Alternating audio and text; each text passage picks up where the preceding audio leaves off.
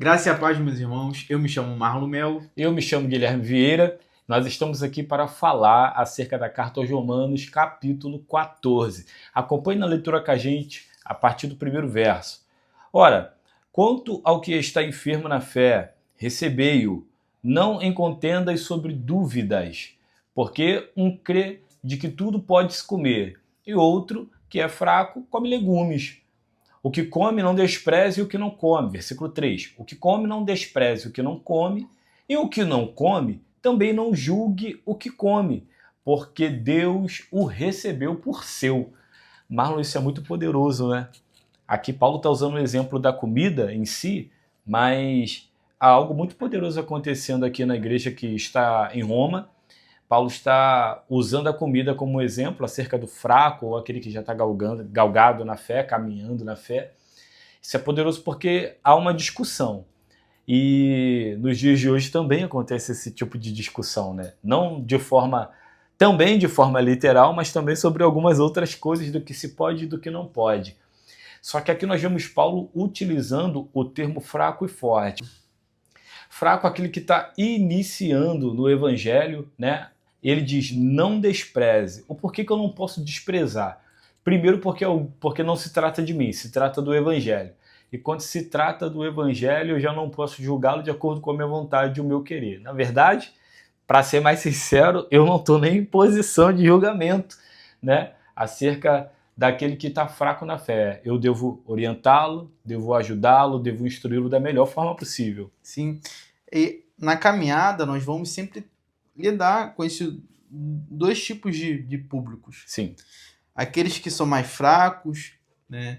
Que têm a sua consciência ainda imatura, que não estão prontos para lidar com alguns certos tipos de assuntos. Sim. E aqueles que estão mais experimentados, mais maduros, que conseguem lidar. E Paulo está se direcionando a esses dois públicos, dando instrução para os dois.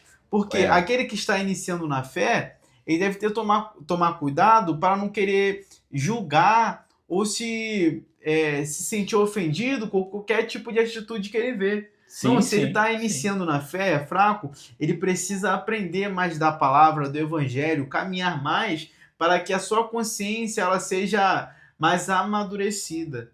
Agora, aquele que tem a consciência mais amadurecida, ele não deve achar que a preocupação de outro é uma bobeira. Exatamente. Poxa, fulano se escandalizou com isso aí é bobeira, ele já deveria achar que isso não é pecado. Não é assim que nós devemos agir.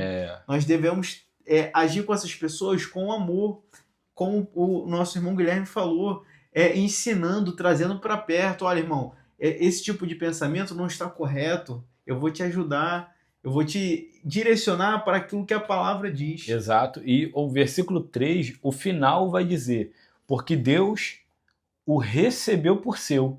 Se Deus o recebeu por seu, o Marlon Melo, o versículo 3 é muito claro quando ele diz isso.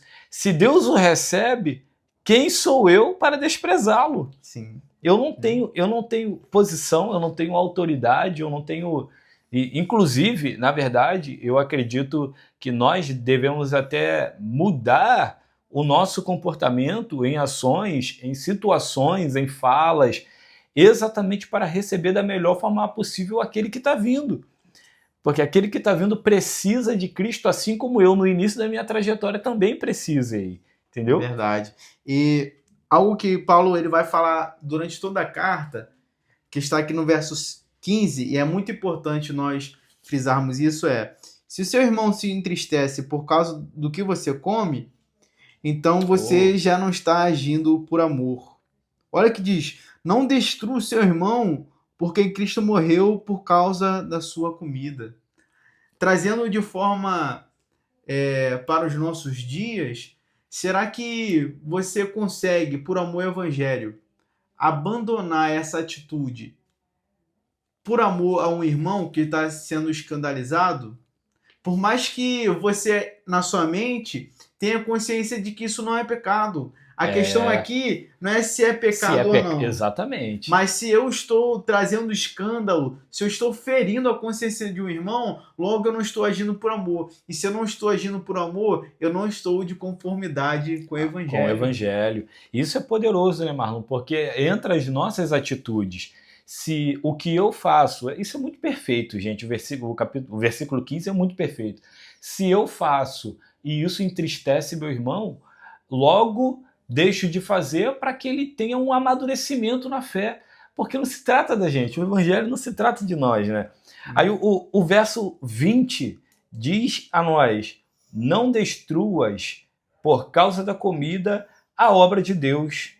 É verdade que tudo é limpo, mas mal vai para o homem que come com escândalo. Ou se eu faço algo e isso traz um escândalo, eu não posso continuar fazendo e desprezar a obra de Deus. Pelo contrário, né? Sim, Paulo está falando, ó, é bem verdade que tudo é limpo. Isso. Em relação à comida, né? Paulo tá explicando aqui.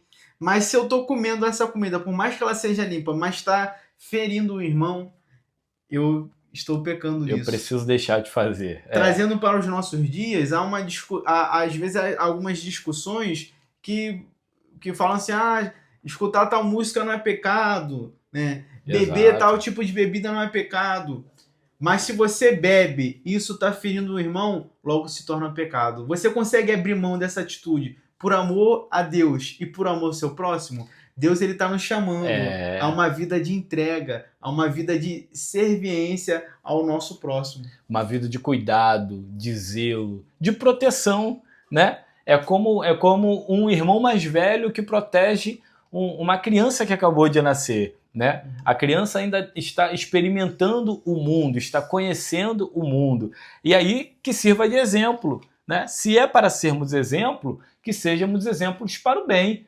Por que sejamos exemplos para o mal? Agora, se o que eu faço traz um escândalo, logo paro de fazer para que se evite o escândalo e fazendo com que esse irmão cresça na fé. Tenha isso no seu coração.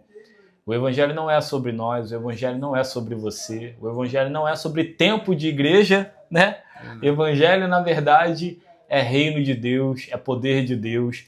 E fica essa instrução da palavra de Deus para a tua vida. Amém. Que Deus abençoe.